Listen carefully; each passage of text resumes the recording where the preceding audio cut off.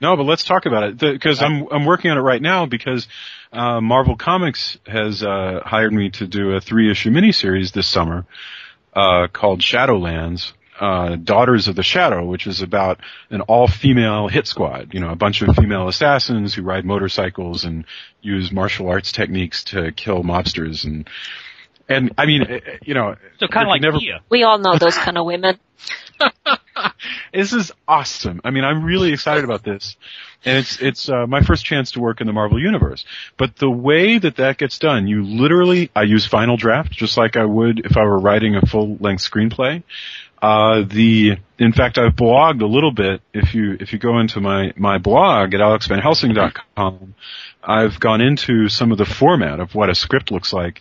I saw that, and I was amazed that the other guys' way of doing things looked totally different from your way. Yes, absolutely. You have guys who have completely different methods, and as I said, you know, some of the older methods are really based on kind of a universe before everybody had a copy of Final Draft on their computer. Mm-hmm. I mean, I think nowadays, since so many comic book writers are also TV writers and movie writers, they've got Final Draft and if the listeners don't know, and I'll bet you that every single one of your listeners does know, but if they don't, you know, Final Draft just automatically makes it easy for you to put your dialogue in the center and so forth. So I'm writing these scripts, and they literally are going to be like a half-hour TV show. It's broken up into scenes and so forth, and you're using the slugs like interior, exterior, dark alley, so forth. And the only thing that makes it appropriate for a comic in particular is that you have to be really careful to describe what the reader is going to see, because the script needs to make sense to the artist. And so to that end also, of course, I'm breaking it up page for page. So I'll say like page 1 and then 1, 2, 3, 4 being panels 1, 2, 3, 4 because a comic book is broken up into panels. There's also other things you need to know, such as, a comic book is 22 pages long. So. Well, I noticed on your blog there that you said that when you write for comics, that the writer is the writer and the artist is the director. Yes. I thought that was quite interesting. I believe that sincerely. Not all writers believe that. I mean, and that's one of the big differences between novels and comics. I mean, in a novel, you call the shots, you know all the characters, everything is exactly what you decide. In a comic, in the end, a lot of people are going to buy the comic for, a favorite artist or because they like the art. So I really feel when I'm writing a comic that I'm part of the team. And so I need to come up with a story that's going to be exciting, but that's going to give the artist a lot of stuff to do. And then I need to give the artist the freedom to let it breathe. So I can decide, hey, this 2-page scene, we have 2 pages of room to do the scene where she breaks into the massage parlor and kills all the guys and breaks all the girls out. I love this woman. Yes. And, we got we got 2 pages for this scene and these are the beats. But, I'll always say, look, if you need to make it breathe more, if you need to eliminate some of the business I've put in or you come up with a different idea, I prefer that the artist just do that and then come back and say, hey, this is what I came up with, and then I can change the dialogue.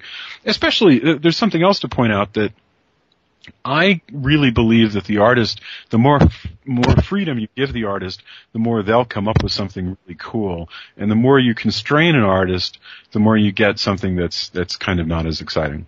So which one of these 3 do you prefer to write for? Novel, comics, or games? Yeah. Oh gosh, that's really tough.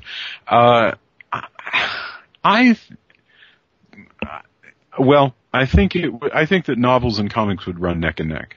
I think games are a lot of fun, but the writer really is much more of a functionary. Whereas with between novels and comics, it just depends on whether you feel like playing in a band or doing a solo project. So they're equal to me. Do you write screenplays at all? I do. I have written screenplays. In fact, the first comic book that I wrote that I owned was actually based on a spec script that I had written about a girl who hunted vampires. And in fact, Sword of Dracula, the first version of it that I wrote was intended to be a spec script, and then turned into a comic.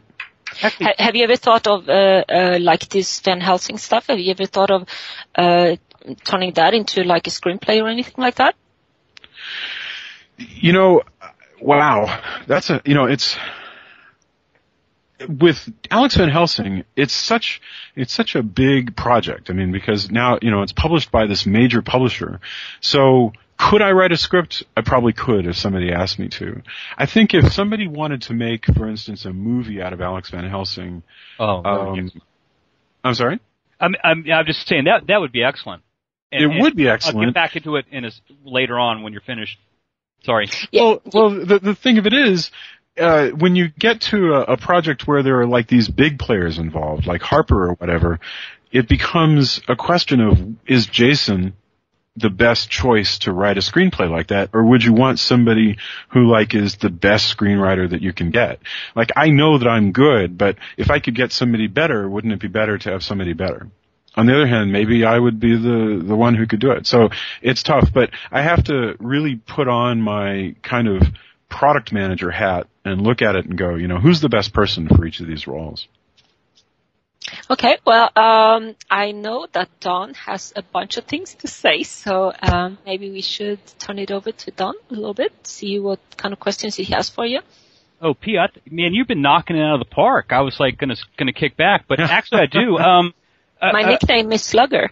Yeah. Yes, definitely. Jason, one thing is a while back that you had given me about 5 or 6 pages of the Sword of Dracula, the script, and I play innocent, but I actually really totally do want to write the script. By the way, I mean, it's obvious. It's just it's politically it often doesn't happen that way. Yeah, but the Sword of Dracula, the Dracula Wars, where I got this, you gave me the script, or at least part of the script, and you also gave me the images along with it.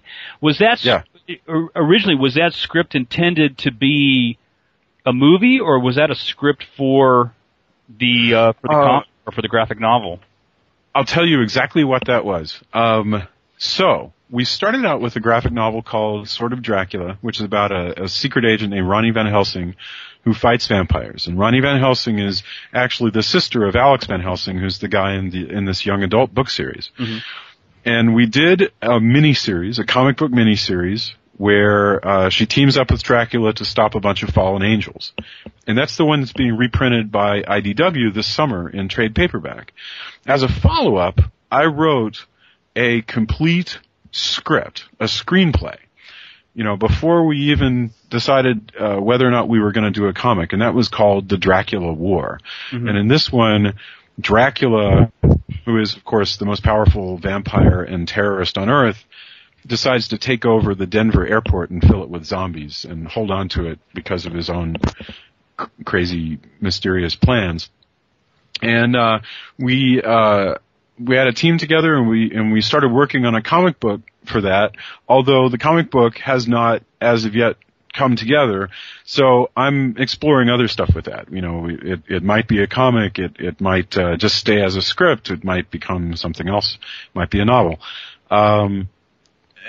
That's what's cool is that, the Polidorium is something that I've created and I like the idea of continuing to build this universe.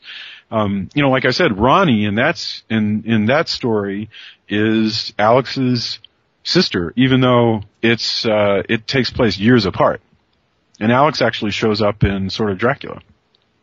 Yeah, as a matter of fact, I saw that, and this is it's either spoilerific or it's going to go beyond everyone else. But is Ronnie's vision any better than Alex's?